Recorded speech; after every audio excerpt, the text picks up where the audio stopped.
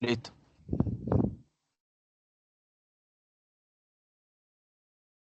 Bueno, me dices cuándo comenzar.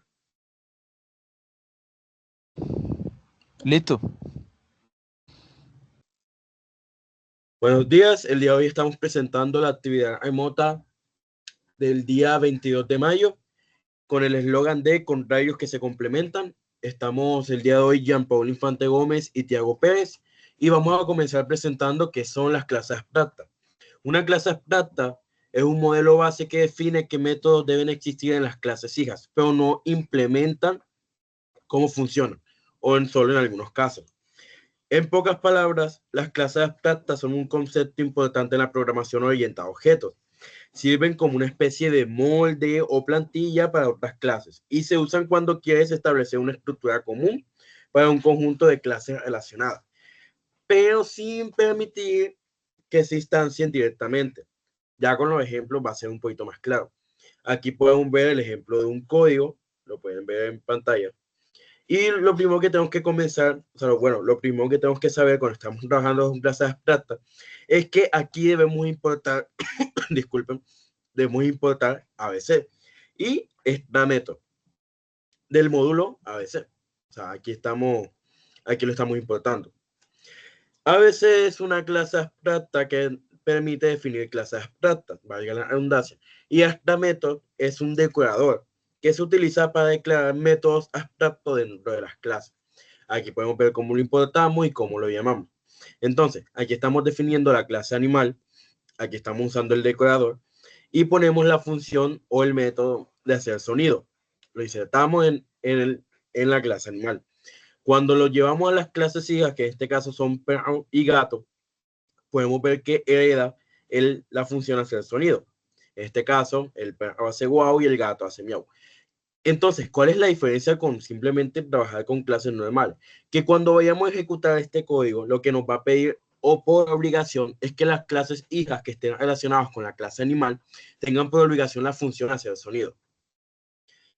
Estas, ¿qué utilidad tiene? Organización. Sabes que todos los animales deben tener sonido, porque todas las clases heredadas de animal con el método sonido deben tenerlo por obligación o el código no va a funcionar.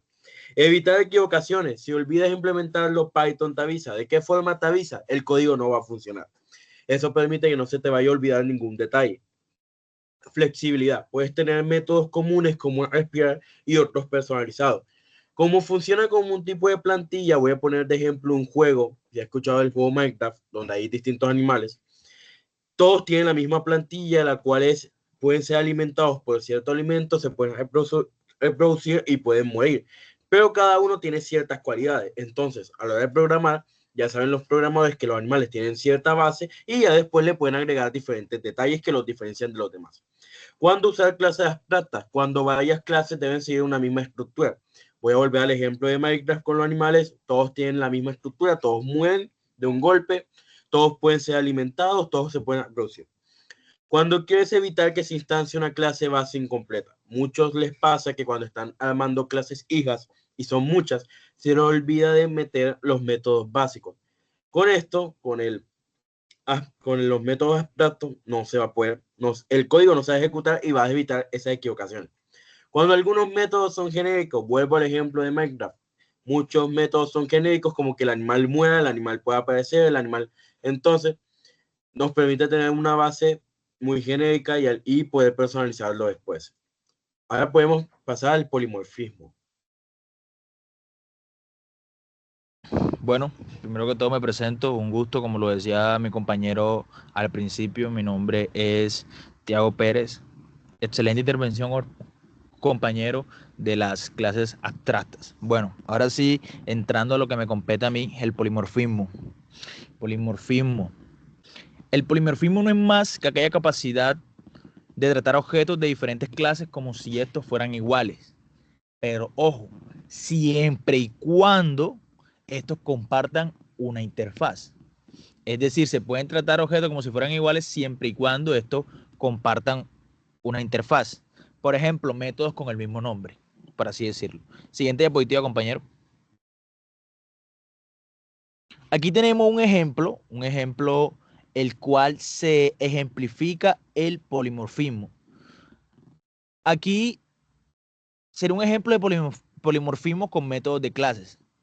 Son diferentes clases pueden tener métodos con el mismo nombre, pero con comportamiento distinto.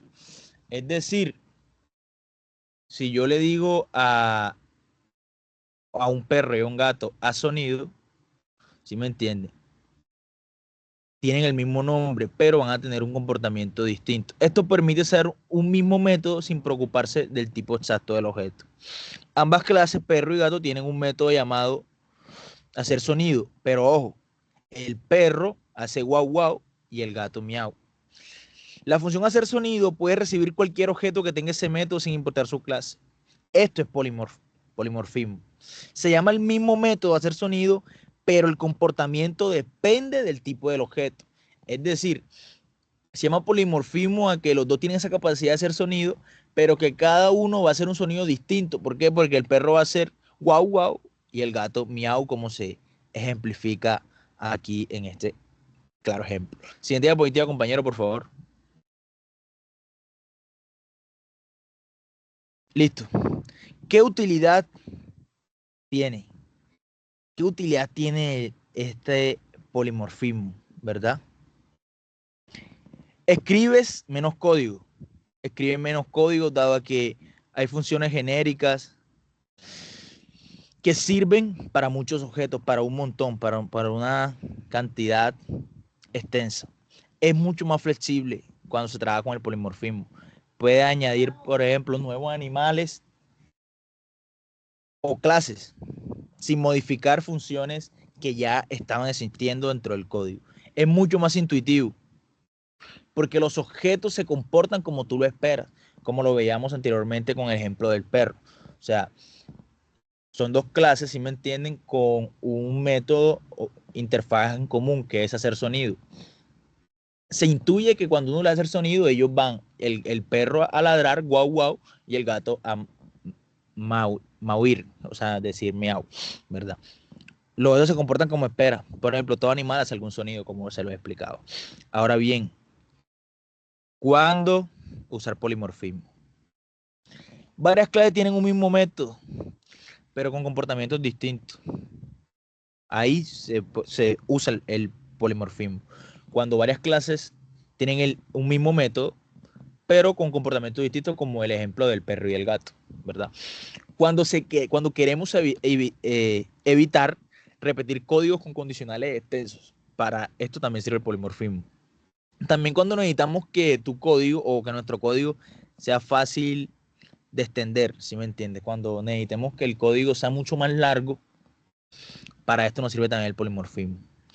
También cuando se trabaja con colecciones de objetos diversos, pero con una interfaz común.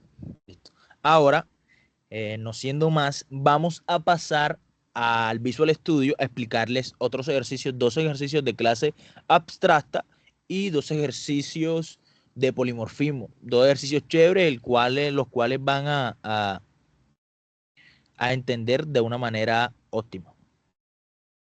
Vamos a esperar que nuestro compañero presente el visual. Todavía no se Ay, comparte la pantalla. ya se compartió la pantalla, compañero. Bueno, listo. Compañero, tú el primero con las clases abstractas. Listo. Entonces, como ya comenté anteriormente, en general lo que es el polimorfismo y las clases abstractas, con la información de mi compañero, en general como son herramientas que nos permiten que el código sea más limpio y que al mismo tiempo el código sea más corto, podemos comprobar que los ejemplos no son los más extensos del mundo, de hecho son ejemplos muy sencillos. Y con la información anteriormente dada, aquí podemos ver, lo primero que tenemos que hacer es importar. Lo primero que vamos a hacer es importar el módulo ABC y el extra método del módulo ABC. No vayan a confundir esto con esto, porque o sea, estamos importando el ABC, o sea, estamos importando del módulo ABC el ABC y el extra método. Entonces llamamos la clase vehículo, este es el ejemplo vehículo, llamamos llamamos el decorado, entonces le ponemos la función mover, ya tenemos que la clase vehículo, la clase principal, tiene la función mover, y las clases hijas, que en este caso sería la clase coche y la clase bicicleta, ambas vehículos, recuerden, es muy importante la clase vehículo, tienen la función mover. El coche se mueve sobre 4 ruedas, la bicicleta se mueve sobre 4 ruedas. Aunque tengan la misma función, podemos ver que estos pueden dar resultados diferentes. Entonces lo comprobamos, aquí lo llamamos. Lo comprobamos, el coche se mueve sobre 4 ruedas, la bicicleta se mueve sobre 4 ruedas. Ahora, ¿qué sucede si yo quito la función mover? Si yo quito la función mover y coloco cualquier cosa, girar, y lo llamo, automáticamente va a fallar. Si vemos la línea 16, coche, entonces, ¿por qué falla? Principalmente porque no está, no está siguiendo la misma línea de la función de la clase principal. Eso es lo que nos va a permitir. Ahora, seguimos con el siguiente ejemplo, un ejemplo muy parecido al anterior. En este caso estaríamos trabajando con dispositivos, llamamos el prompt, ABC, importamos el ABC, el abstract method, el decorado, y tenemos la función encender, clase teléfono, dispositivo, clase computador, dispositivo encender, lo llamamos y podemos comprobar, el teléfono se está encendiendo, la computadora se está encendiendo. Son ejemplos bastante sencillitos, pero bastante bien explicados.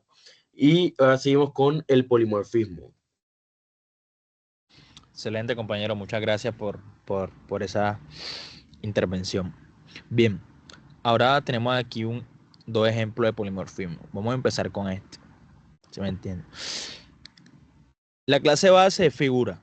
Se define como tal una clase figura, la cual actúa como una interfaz común para todas las figuras. O sea, la clase figura actúa como esa interfaz de unión entre todas las figuras. Esta tiene un método llamado área, pero no se implementa, ¿verdad? Esto indica que si la clase hija quiere ser parte de ello, tienen que sobreescribirlo. También tenemos las clases derivadas, que serían dos, tanto el cuadrado como el círculo. Ambas heredan de figura y sobrescriben el método área con su fórmula específica. Cuadrado es el lado del cuadrado, o sea, el área del cuadrado es el lado del cuadrado y el área del círculo es pi por radio al cuadrado. ¿Dónde entra el polimorfismo? Fácil. Se crea una lista llamada figuras con objetos de distintas clases, por ejemplo, cuadrado y círculo, pero ambas son tratadas como figuras, como tipo figura. Ahí está el polimorfismo. Dos objetos de distintas clases, pero con una interfaz común, con un método común. Al iterar con for, o sea, cuando iteramos con for, figura, dentro de figuras se llama al método área inmediatamente, sin saber si es un cuadrado o un círculo. Y aquí, ya en este caso, Python elige automáticamente la versión correcta del método según el tipo real del objeto. Eso es polimorfismo, ¿verdad? ¿Cuál es la ventaja del polimorfismo dentro de este código? Que permite escribir el código más flexible y reutilizable. Es decir, de este código pueden partir otros códigos con más figuras, meter rectángulos, meter hexágono, meter un montón de figuras geométricas. Porque puede trabajar con distintos tipos de objetos usando la misma interfaz, figura, sin preocuparnos por detalles internos, ¿verdad? Ahora vamos a explicar el segundo, compañero. Por favor de pasar al segundo. Listo. Se ve sencillo, se ve sencillo. Aquí tenemos un operador polimórfico. El operador más es polimórfico. Ojo, el operador más es polimórfico. Tiago, ¿por qué? Porque es polimórfico. Porque puede hacer cosas distintas según el tipo de datos con el que se use. ¿Okay? Esto se llama sobrecarga de operadores y es una forma de polimorfismo dentro de Python. Como tal, ahí tenemos, o sea, los casos concretos que se ven dentro del código ahí. Por ejemplo, dentro de los enteros se suma 5 más 3, realiza una suma numérica normal y da como resultado 8. Facilito. Bien, dentro de las cadenas, las strings, tenemos el hola más mundo, ¿verdad? Aquí tenemos X más Y, o sea, un hola más mundo. Realiza una concatenación de texto, eso concatena el texto, tiene hola y tiene mundo, vamos a sumar eso, dando resultado hola mundo, ¿verdad? Y ya en el último paso, en el último paso, no, en la última parte del código, tenemos las listas, lista 1 y lista 2. La lista 1, 1,2 y la lista 2, 3,4. Ahora nosotros escribimos, vamos a poner un print.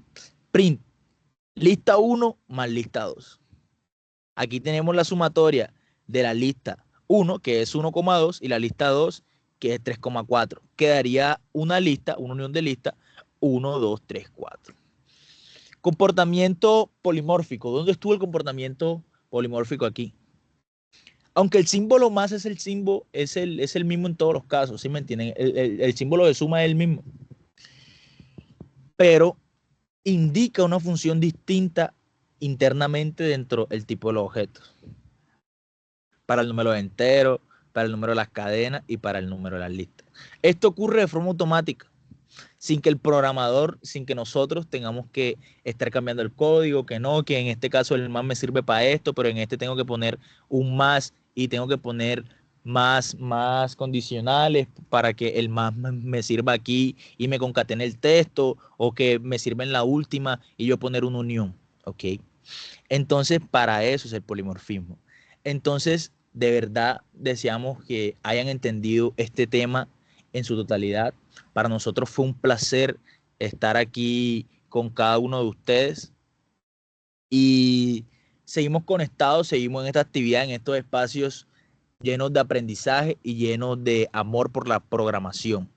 Mi nombre es Tiago Pérez, el nombre de mi compañero es Jean Paul Infante Gómez. Jean Paul Infante Gómez y somos servidores de confianza. Muchas gracias.